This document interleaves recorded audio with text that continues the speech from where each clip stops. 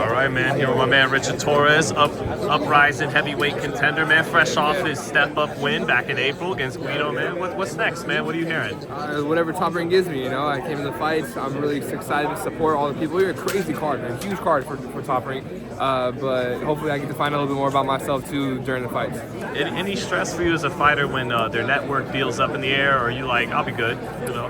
I mean, I think at the end of the day, as long as I get to fight, I'm okay with it. You know, like I know Top Rank has a plan. They have like, and I'm not worried about what it is. I trust them completely, and so whatever they tell me to do, I'm gonna do it.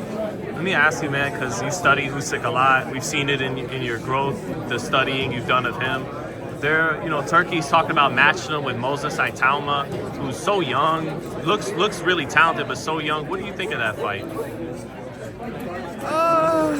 You know, I think that's a big step for Moses, especially because he has a lot of good fighting ability. You know, I think you give him a couple more just time to develop. I think that would be like a lot bigger of a fight. But I know Usyk's on his way out and stuff like that too. You know, I might just be saying that too because I want the fight. I want to be able to be there, and I heard my name's kind of in the talks too. I mean, whatever. I think it'd be interesting to see regardless of anything. But ultimately, I want to fight both of them. Yeah. So I kind of want to say, don't do that fight and fight me instead either of them. Yeah, have you been studying sizing him up, Moses Itauma? I don't know if I'm necessarily sizing him up, but like I definitely see his name out there. I see like his capabilities, and I think he's a great fighter. I do. I think it would be a crazy fight too to kind of like pond hop a little bit, to be able to have a big fight like a USA versus some of those guys. And so I'm hoping, and you know, my fingers are crossed for that because I think that would be some. There are some really big fights and potentials for the heavyweight division right now. You know, not only just like the head honcho guy, but like everyone. There's a bunch of guys that are up and coming right now that people want to see them fight. And I think USA versus a couple of England guys too. People want to see those fights.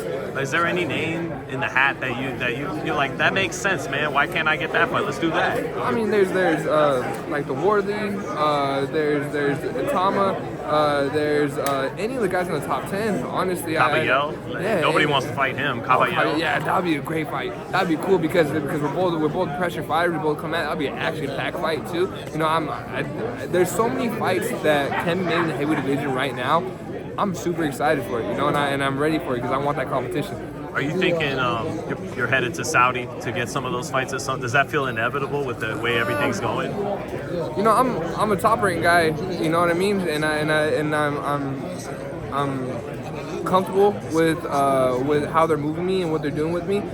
So it would be a team decision, you know, not just me saying, you know, I don't like Top Rank, let me get out of here. It would be like let me see what our best possibility is. And I'm a firm believer that together we can get the best decision for my path ahead. You know, I don't necessarily am going to try to burn a bridge or anything like that, but I'm confident in my team that we will have the best path moving forward. Yeah, because the Riyadh, they kind of took advantage of Jared with that scenario. They put that money on and got him to maybe take a fight that Top Rank didn't really want him to take yet, but yeah. So. Yeah, I can see. I mean, again, I don't knock Jared for doing that too Money much. Talks. You know what I mean? And especially because like being in your division, in the heavyweight division, just boxing in general, you have to believe you're the best. You know, you have to. If not, why are you even in it? And so, with that being said, I believe I'm the best, so I'm comfortable fighting anybody. You know, just how Jared was comfortable fighting anybody himself. With that being said, you know, it just. Things happen, and things happen with Jared. But you know, I don't knock him at all for taking that fight. You know. Just back to Itauma and Usyk. If Itauma does get the fight, what chance do you give him of pulling off an upset? He's fast, but Usyk also got the medal in the heavyweight division, not the super heavy. So and he was undisputed as a heavyweight, right? Yeah, or a cruiser. Twice now. Yeah. Yeah. So like I don't think the speed's necessarily going to be a huge variable in that. Anything can happen in the heavyweight division, but I do think the heavy favor is with Usyk. He was sitting down on his punches earlier than usual, wasn't he? In that Dubois rematch? I think he kind of figured him out a little bit more. You know, he had the whole fight previously to understand him. and moving in, it was kind of more of the 13th round, not necessarily the first.